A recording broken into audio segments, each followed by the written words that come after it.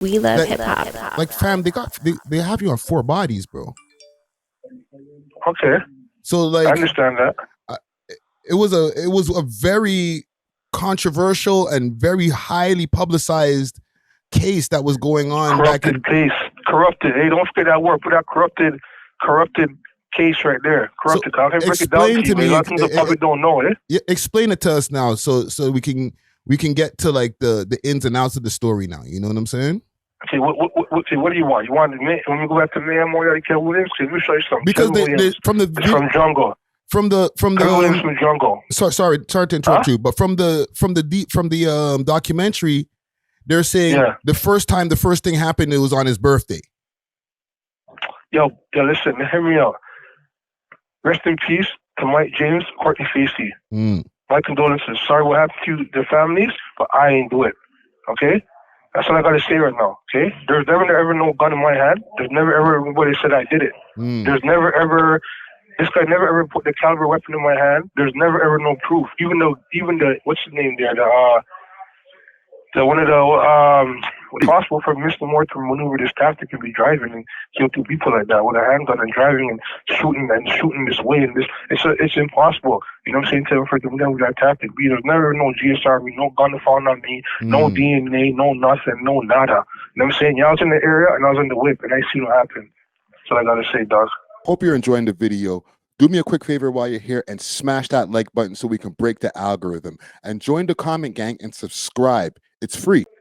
So that's that. But then they, like, fam, in my documentary, they, you know what I'm saying? And from my research, they put the title serial killer on you, bro.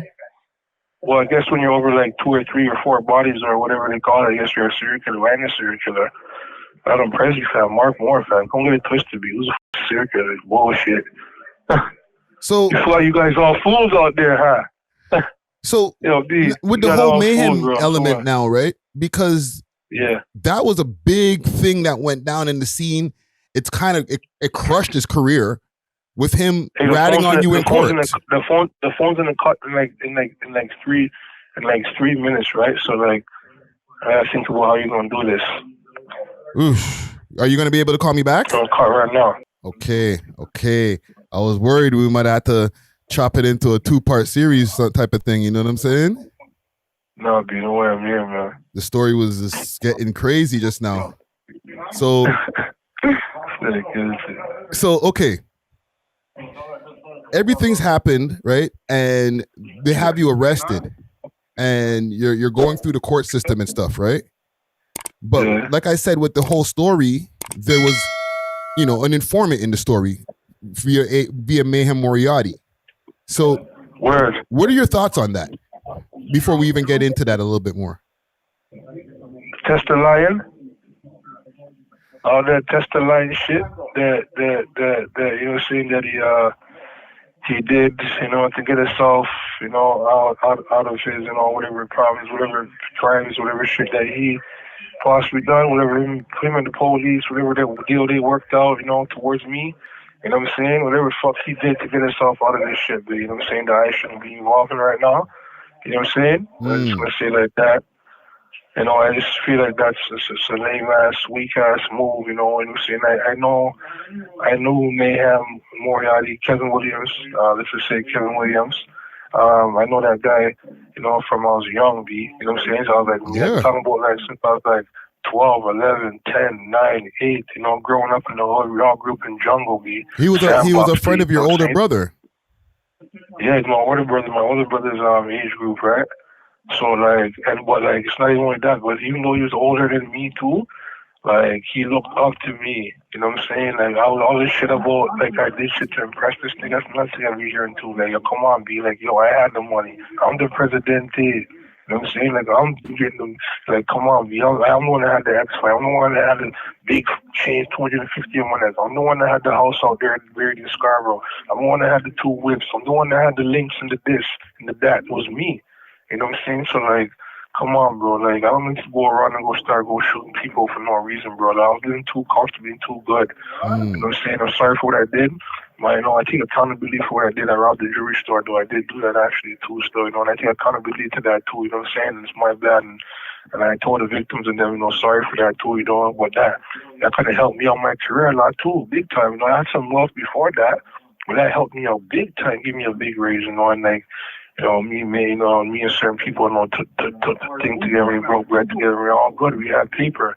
But, like, I don't know what happened with these clowns, man. This guy started moving, like, weird and shit. Like, I don't know what's up, man. Like, I guess money made these niggas go crazy or something. I don't know what it is, but all I know is, like, I was maintaining my composure, just being the man I'm supposed to be, and I was supplying the hood and giving certain man certain things when they needed, if needed. You know what I'm saying? I was trying to break bread and feed my family, so all I thought about, I never thought about murder or to hurt anybody or to kill anybody. It's never ever the intention. The intention is to big bread, baby. You know what I'm saying? Get this cure and get this contract signed and keep it pushing, go live comfortably way out. Away from this nonsense, dog. Away from this bullshit. All this bullshit that's been going on out here, all this shootings, all this shit. We don't want to be around there. We don't live like that, right? But we were in the hood at the same time, but we weren't trying to do that, even though we're in the hood. You know what I'm saying? So, like, personal, not to pocket watch, right? But this is past the stat, and you were already convicted for this. Like, how much did you guys get at that jewelry store robbery? Oh man, like estimated. Be a whole bunch of Benjamins, man, like a whole bunch to be hit the lotto on that stuff. And honestly, I'm not going to give you an approximate price, but I'll tell you right now, it's over $500,000. Jesus. Same plus. Jesus. See what I'm saying? So it's over half plus, and I'm not going to say approximate price. I'm not going to say what number. Just a round number. You know what I'm saying? Number. Ballpark figure. Yeah. Right. So it's over that number. One of the things that they're saying in that documentary, right, or that Mayhem was saying in the documentary, and it's kind of got under everybody's skin in the city, is that he would have never said anything if he had gotten broken off right from that robbery. He's a liar. You know what's crazy, dog? That nigga got the same amount as I got. I maybe got 5% more than what he got. You know what I'm saying? Because, like, it was my flex. I took him. I took his girl. I put them on. So we got like 5% more than he got.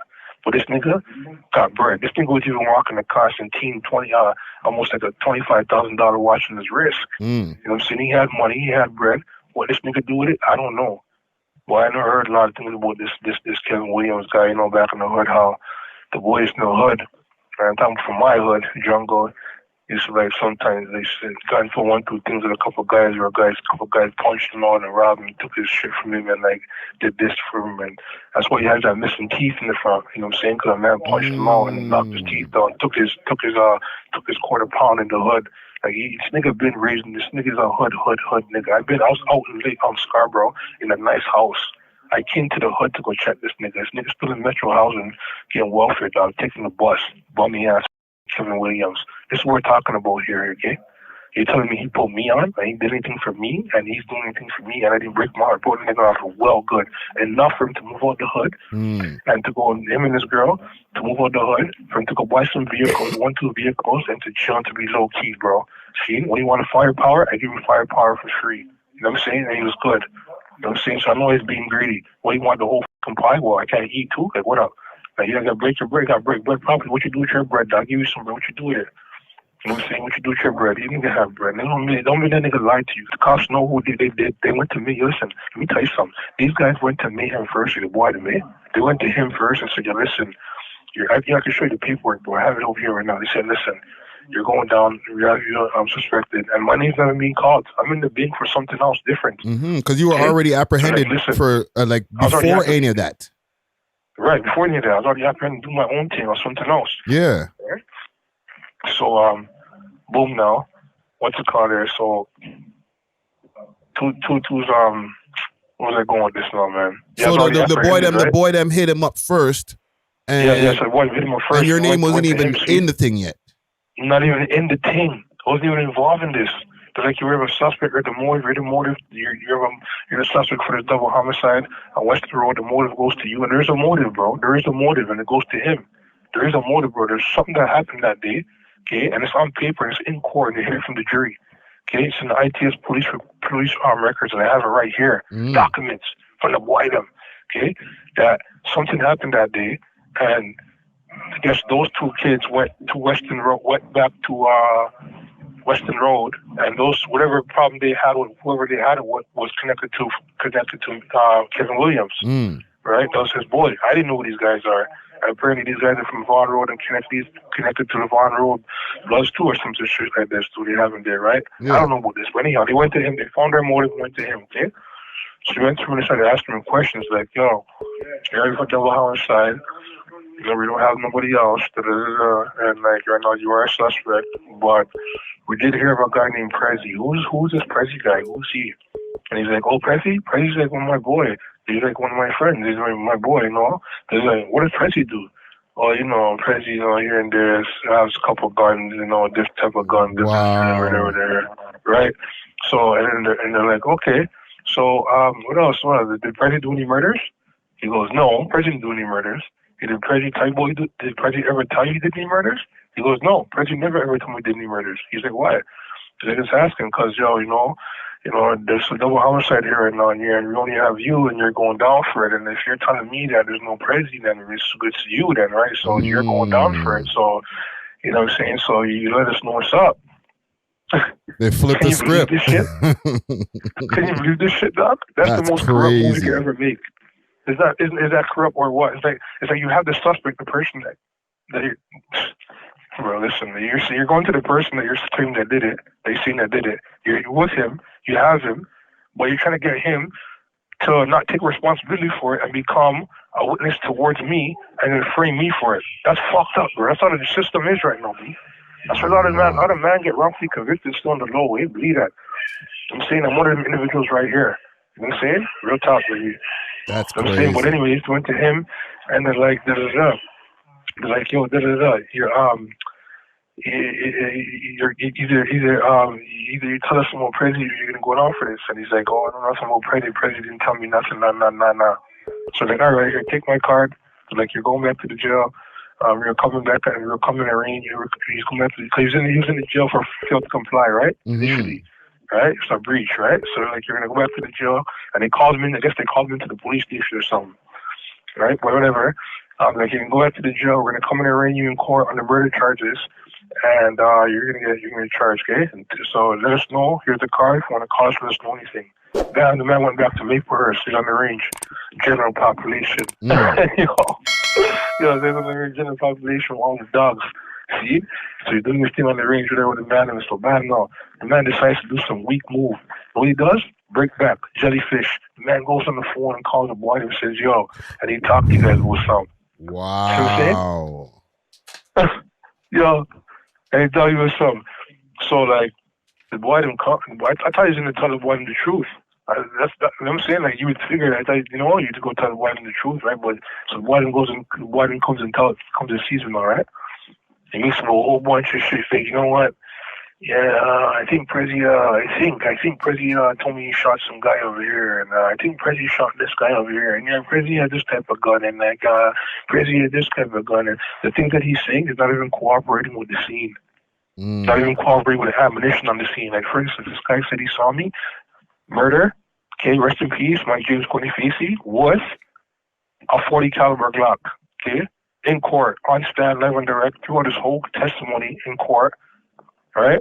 And said 100% he saw it was a 40 caliber. He saw the gun in my hand and everything. And then I always said 40 caliber Glock.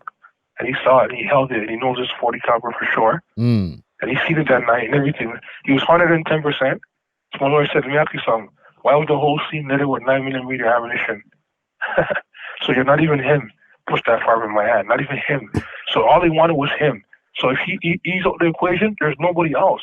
Because the rest of my case is all police officers. Damn. You know what I'm saying, dog? Or like other witnesses that said they saw a shooting, like someone drive by, like not identity witnesses that could actually say identity thing, I didn't do anything. And I wish there was a witness that actually saw properly, because then you don't know. That would have been it wasn't more, it wasn't Prezi. That's a crazy thing, bro. Thanks for watching. If you enjoyed this video, please make sure to check out these other videos on the screen and make sure to like and subscribe. We love hip hop.